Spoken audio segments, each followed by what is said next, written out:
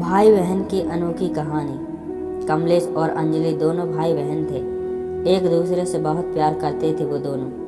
उनके पास बहुत ज़्यादा संपत्ति थी, किसी भी चीज़ की कमी नहीं थी। माँ पापा कमलेश और अंजलि की सारी इच्छाएं पूरी करते थे। कमलेश घोड़े पर बैठना सीख रहा था। उसके पास एक शानदार घोड़ा था। थोड़े दिन बाद अंजलि की शादी हो गई। जहांगीरदार के घर में उसकी शादी की। मायके वालों से भी ज़्यादा अंजलि के ससुराल वाले अमीर थे। कमलेश भी अब बड़ा हो गया था। उसकी शादी बाकी थी, परंतु अचानक उसके पिता की मौत हो गई और कुछ दिनों बाद माँ की भी मृत्यु हो गई। कमलेश अब अकेला रह गया था।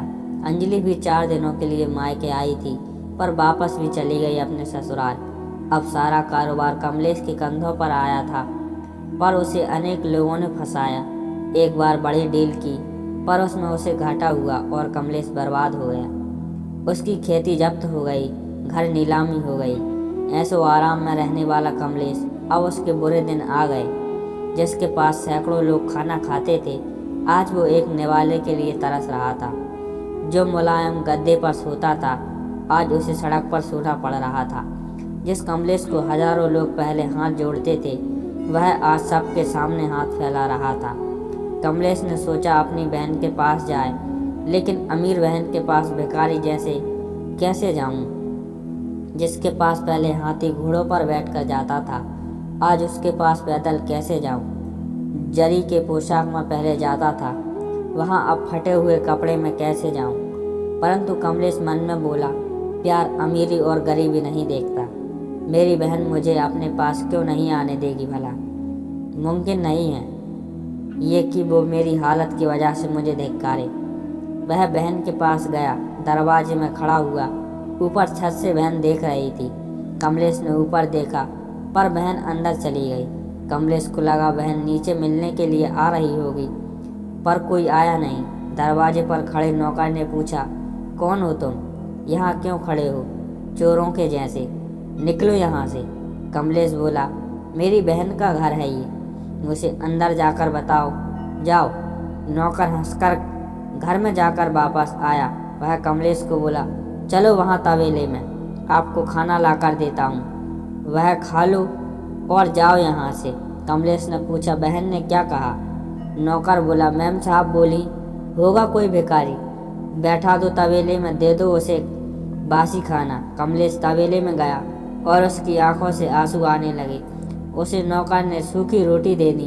कमलेश ने वहाँ पर एक खड़ा खोदा और वहाँ पर वह रोटी दबा दी। पानी पिए बिना वो वहाँ से चला जाता है।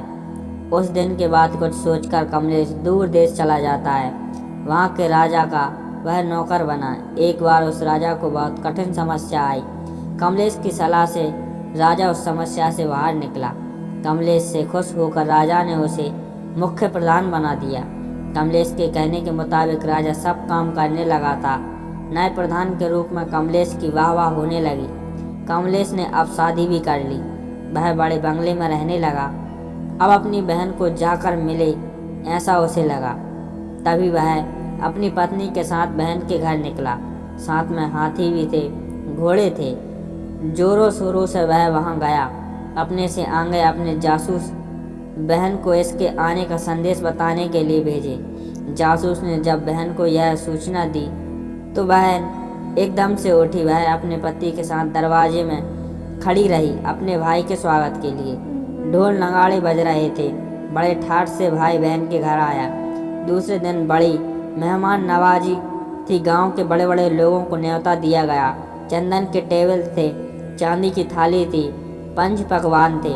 सारे लोग टेबल पर बैठने वाले ही थे। उतने में भाई एकदम से उठा। सारे चकित हो गए, क्या हुआ? सब पूछने लगे और कमलेश एकदम से तवेले में गया। वहाँ पर उसने खड्डा खोदकर जो रोटी उसमें डाली थी, उसने वो रोटी निकाली। अंजलि कमलेश को बोली, भैया यह क्या पागल जैसी हरकतें कर रहे हो? वह बोला, दीदी तुम्हारे भाई को बैठने के लिए तवेला और खाने के लिए बासी रोटी ही योग्य है। यह सब भाई के लिए नहीं है।